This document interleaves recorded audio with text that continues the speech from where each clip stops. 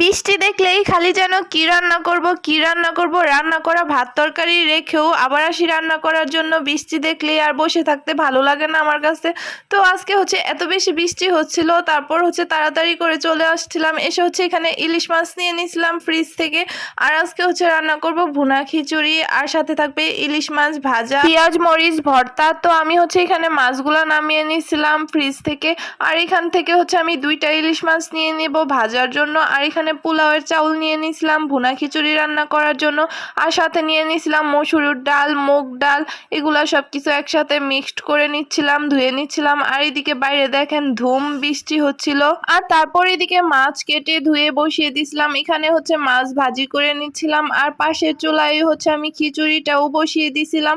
আর আমার মতো এমন কে কে আছেন যারা বৃষ্টি দেখলেই খিচুড়ি, বিরিয়ানি, পোলাও, মাংস খেতে ইচ্ছে হয়, হালিম, চটপটি, এই সব কিছুই খেতে ইচ্ছে হয়? অবশ্যই আমার এই ভিডিওতে কমেন্ট করে জানাবেন। আর এদিকে আমি খিচুড়ি রান্না শেষ করে ফেলছিলাম, আর মাছগুলোও ভাজি করা হয়ে গেছিল। আর ওইদিকে পেঁয়াজ মরিচ ভর্তাটাও বানিয়ে নিয়েছিলাম।